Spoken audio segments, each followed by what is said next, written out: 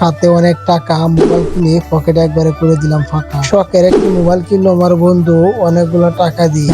আসসালামু আলাইকুম, আশা করি সকলে ভালো আছেন। আজকের ব্লগটি দেখতেই পাচ্ছেন, আজকে আমরা ময়মনসিংহ শহরে চলে যাচ্ছি একটি মোবাইল কেনার জন্য। একবারে করা দুপুর টাইমে আমি একা একা হেঁটে যাচ্ছি বাজারের দিকে, কারণ আমার বন্ধু আসবে একা নিয়ে। তারপর চলে যাবো মোবাইল কিনতে ময়মনসিংহ শহরে। এই দুপুর টাইমে পুরোটা রাস্তা চলে গেলাম একা একা, কিন্তু একটি গাড়ি পেলাম না, কারণ দুপুর টাইম সবাই হয়তো একটু বিশ্রাম নিতেছে, তাই আমি একা একা চলে যাচ্ছি। নির্বাচনীয় বাজারের পাশে কিন্তু এই জায়গাটা অনেক সুন্দর, আর এদিকে আমি চলে যাচ্ছি দেখতে পারতেছেন। তারপর নির্বাচনীয় বাজারে গিয়ে প্রায় আমি 1 ঘন্টা মতো বসে আছি আমার বন্ধুর জন্য। সে আসবে, তারপর আমি চলে যাব।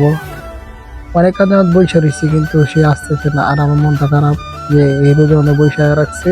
তারপর একটু পর পর দেখতেছি যে কখন আসবে কখন আসবে। অনেক কাজ আমার বসে রয়েছি, গাড়ি যাইতেছে আর আমি দিয়ে দেখতেছি গাড়ি যাইতেছে, দেখতেছি, তারপর সে আসতেছে না। আমার শরীর একবারে ক্লান্ত হয়ে গেছে। তারপর দেখি হঠাৎ করে চলে আসছে। তারপর একটি অটো নিলাম। অটো নিয়ে দেখেন রাস্তার ওয়েদারটা আপনাদেরকে দেখালাম, অনেক সবুজ শ্যামল, অনেক সুন্দর লাগতেছে। একটা অটো দিয়ে আমরা ধীরে স্থিরে চলে যাচ্ছি ময়মনসিংহ শহরে। ময়মনসিংহ ব্রিজে অনেক জ্যাম। তারপর দেখেন আমাদের গাড়িটা কিন্তু বিপরীত পাশ দিয়ে ঢুকাই দিচ্ছে, এটা কিন্তু একদম ঠিক না। তারপর ড্রাইভার ভাই ঢুকাই দিচ্ছে, অনেক কিছু বললাম।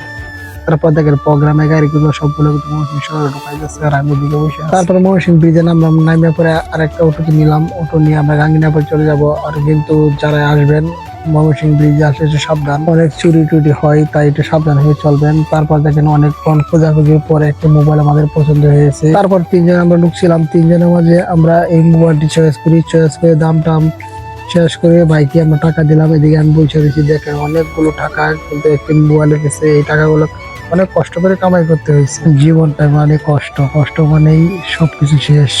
শখের জন্য কত কিছু করতে হয় ভাই, দেখেন অনেকগুলো টাকা, অনেক কষ্টের মেহনত, তারপর কিন্তু একটি মোবাইলের জন্য চলে গেছে।